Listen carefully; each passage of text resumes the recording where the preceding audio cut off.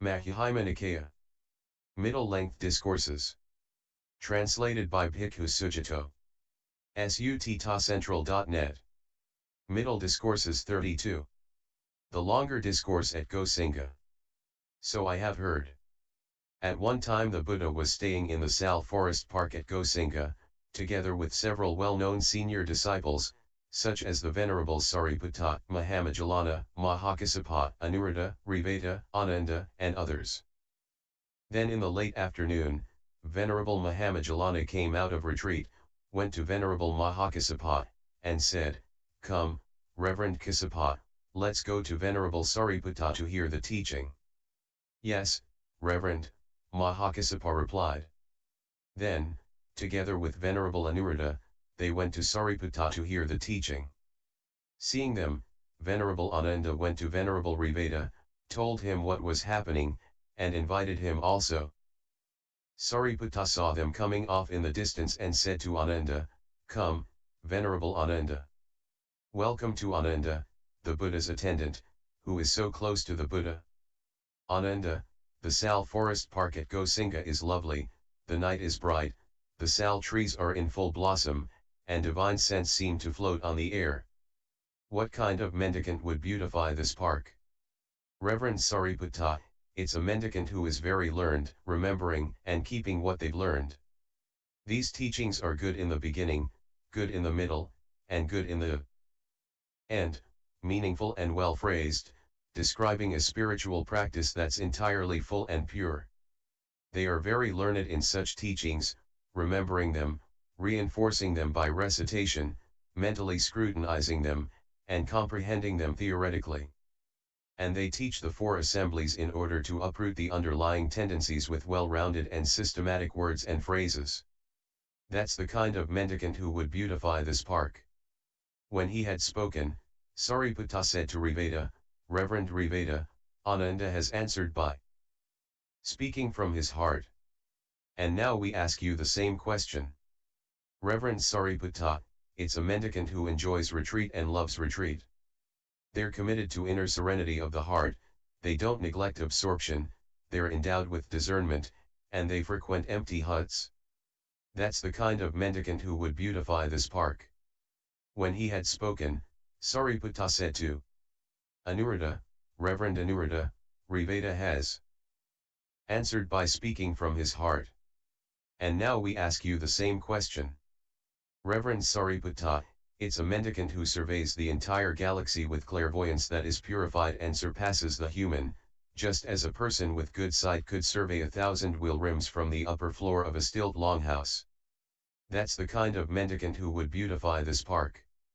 When he had spoken, Sariputta said to Mahakassapa, "Reverend Kassapa, Anuruddha has answered by speaking from his heart. And now we ask you the same question. Reverend Sariputta, it's a mendicant who lives in the wilderness, eats only alms food, wears rag robes, and owns just 3 robes, and they praise these things. They are of few wishes, content, secluded, aloof, and energetic, and they praise these things. They are accomplished in ethics, immersion, wisdom, freedom, and the knowledge and vision of freedom, and they praise these things. That's the kind of mendicant who would beautify this park." When he had spoken, Sariputta said to Mahamajalana, "Reverend Mahamajalana, Mahakassapa has answered by speaking from his heart. And now we ask you the same question. Reverend Sariputta, it's when 2 mendicants engage in discussion about the teaching. They question each other and answer each other's questions without faltering, and their discussion on the teaching flows on. That's the kind of mendicant who would beautify this park." Then Mahamajalana said to Sariputta, "Each of us has spoken from our heart. And now we ask you, Sariputta, the Sal forest park at Gosinga is lovely, the night is bright, the sal trees are in full blossom, and divine scents seem to float on the air. What kind of mendicant would beautify this park?"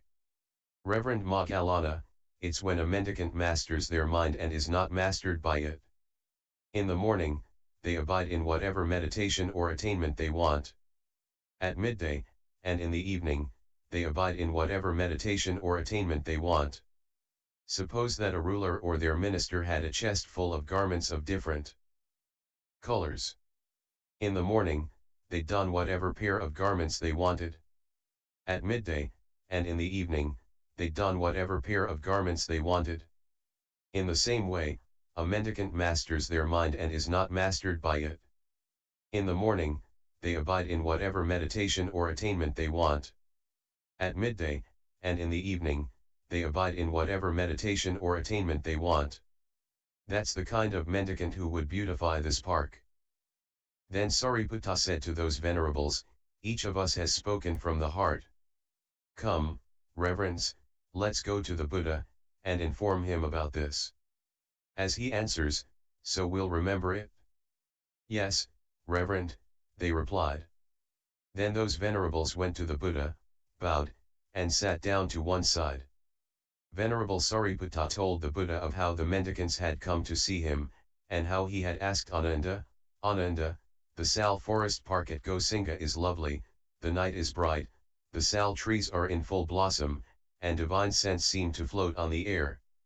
What kind of mendicant would beautify this park? When I had spoken, Ananda said to me, Reverend Sariputta, it's a mendicant who is very learned. That's the kind of mendicant who would beautify this park. Good, good, Sariputta.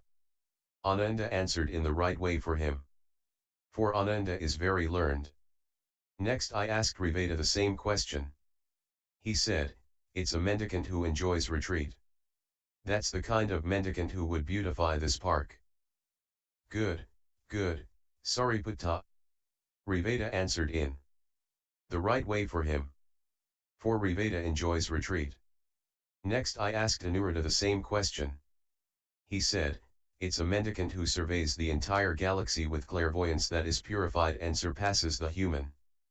That's the kind of mendicant who would beautify this park. Good, good, Sariputta. Anuruddha answered in the right way for him. For Anuruddha surveys the entire galaxy with clairvoyance that is purified and surpasses the human. Next I asked Mahakassapa the same question. He said, it's a mendicant who lives in the wilderness, and is accomplished in the knowledge and vision of freedom, and they praise these things. That's the kind of mendicant who would beautify this park. Good, good, Sariputta. Kassapa answered in the right way for him. For Kassapa lives in the wilderness, and is accomplished in the knowledge and vision of freedom, and he praises these things. Next I asked Mahamajjalana the same question. He said, it's when two mendicants engage in discussion about the teaching. That's the kind of mendicant who would beautify this park. Good, good, Sariputta. Moggallana answered in the right way for him. For Moggallana is a Dhamma speaker. When he had spoken, Moggallana said to the Buddha, next, I ask Sariputta, each of us has spoken from our heart. And now we ask you, Sariputta, the sal forest park at Gosinga is lovely. The night is bright, the sal trees are in full blossom, and divine scents seem to float on the air. What kind of mendicant would beautify this park? When I had spoken, Sariputta said to me, Reverend Moggallana, it's when a mendicant masters their mind and is not mastered by it. That's the kind of mendicant who would beautify this park. Good, good, Moggallana. Sariputta answered in the right way for him. For Sariputta masters his mind and is not mastered by it. When he had spoken, Sariputta asked the Buddha, Sir, who has spoken well? You've all spoken well in your own way. However, listen to me also as to what kind of mendicant would beautify the sal forest park at Gosinga.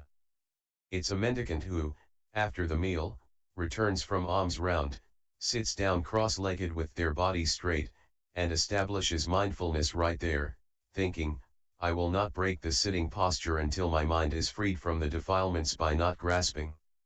That's the kind of mendicant who would beautify this park. That is what the Buddha said.